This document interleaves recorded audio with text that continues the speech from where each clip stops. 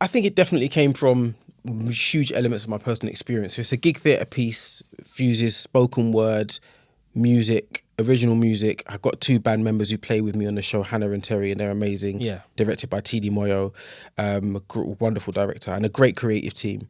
But the show basically follows this guy called Kellon Douglas, and he is an aspiring musician, but he's also a teacher. Yeah. And it's about being that black British man in today's society. Not the black British man, because we're not a monolith. Yeah, of course. But it's a perspective Yeah. of a black British Caribbean male who has dreams, man. Yeah. He's in his late 30s. And again, what I was talking about, this whole kind of like the currency of dreams. I had a lot of conversations with my director about this and just what does it mean for a black man to dream in this society and in this day and age? And when you reach that age of, you're plus 30 and people want to tell you you're over the hill, what does that mean? Because I believe that life is so long that I'm just too old. I'm too old. Once I hit 30, I'm too old. So it's about this guy that desperately wants to be this creative, but he has lived his life doing what he has been told is the right thing to do as a man, as a black man, as a responsible man. So he is, I guess, in many ways, he's kind of like silenced all of his creative desires to be a good son, to be the kind of one that can help out his parents when they need it, to get married, and he's got this relationship that he's not sure he should be in. She's kind of from a really bougie background, and they want to have this really expensive wedding, so he's under pressure there. He's under pressure at work to kind of be the cool black British teacher, but at the same time doesn't quite get the opportunities that everyone else gets. So he's facing the microaggressions, and he's just under so much pressure. But with all of that going on around him, all he wants to do is be a creative, but he cannot see a way of doing that. And it's this tug between him pursuing his creative desires, but also trying to please everybody around him. And eventually the central question in this piece is, what does it cost to break out of the box? And we see the pressure that he's under when he tries to pursue his creative desires, and actually how that kind of conflicts with everyone else's expectations and what that does to him mentally.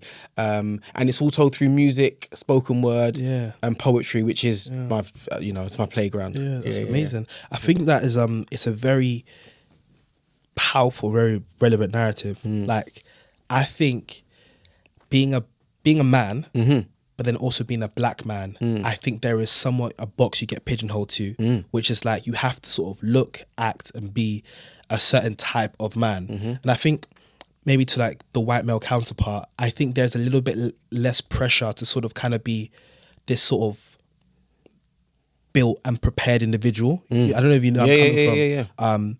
I guess with white males, I don't know that most of the experience, but from the outside, obviously looking and observing, it's like they don't have probably, I should say, sort of formed by these cultural pressures where it's sort of like you have to be a provider, you have to take care of family, you have to, and you have no one to sort of like look back on and sort of, okay, someone's gonna sort of help me out and save me. But no, it is that thing. I think when you see it as well, like on social media and all this sort of stuff, it's like, even me, when you're looking at it, it's like you still feel like you still need to sort of like, you have to meet I guess like a monolith essentially of, you know what I mean, of a particular black man. Is like, hey, you're not the most exuberant, you're not the most, creative, you sort of, okay, you're a hardworking man, you carry the family on your back in some sense, you provide, and that's it. And there's not much space for you to be a little bit out of the box and a little bit, creative, a little bit, more colourful in terms of your passions and your desires.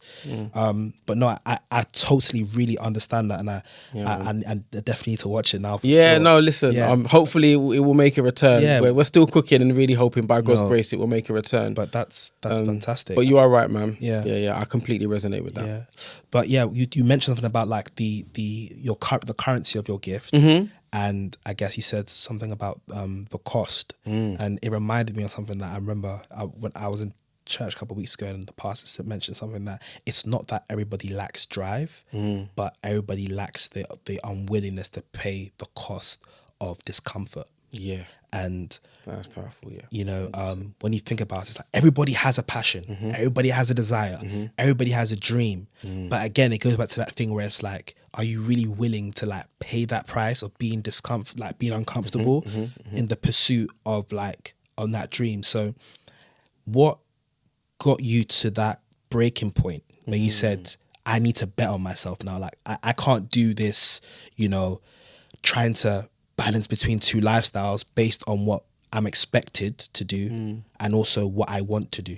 Yeah. Definitely when I was in my third job and I was at head of department, again, like I was earning good money, things were going well, but I started to get ill physically. So my back started playing up. The first time in my life I was going to see a chiropractor. My alignment was all off. Like I was told like my neck was just forward like this, and I was carrying this heavy bag and leaving the house early, getting home late. And I found that I was, rather than enjoying my time as a father, I was enduring it because I'm getting home late and I'm trying to balance, but I'm so tired and I'm just not really present. I didn't feel like I was mentally very present in that kind of period. And I think I just got to a point where I was just sick of being sick. Why is my back hurting? Why am I always getting? My back's even hurting. Yeah, like, bro, why is my neck always going? I'm in the shower. It's just gone. Yeah. Like, what is going on? And there's a book called The Body Keeps the Score, and I've like read bits and pieces of it. But good book. Like honestly, bro, like there's so much stuff going into our minds and our bodies Subconsciously. Yeah, and if we don't if we're not present to it and we don't deal with it, or we don't really, the whole thought-feeling connection, right? Your thoughts influence your feelings influence your actions, right? But I was never tuning into my thought processes. I wasn't really thinking about, well, am I stressed, or what is bothering me? What really upsets me? What don't I want to do? What am I doing that I'm really not very happy about, or that maybe I'm resenting? And because I was ignoring all of those indicators, it just kind of started messing up my body, I believe. So I was ignoring myself, my inner voice. I was just shutting it out because I'm just doing what I believe I should do as a man, which is, like you said, just be a provider, just get up in the morning. I've got another brownie point because I'm up early and I'm back really late. But what my kids, what about everything else? What about me? I can't give from an empty cup. So I just started to really align myself with what was going on inside. And I think the physical cues was like the biggest surprise because I was in my 30s. I wasn't old. Do you see what I mean?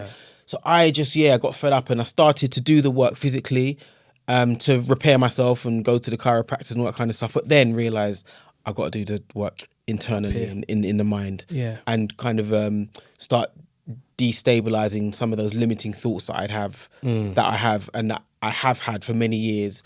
I had so many inhibitions, and I'd always challenge myself every year to do new things. When I was a teacher, everything was like, okay, I've done this. How am I going to level up again next year? I don't want to become too comfortable. But I'd gotten to the point where I think I was becoming comfortable again, and I was afraid of change and challenge. And I thought, this wasn't me when I started teaching.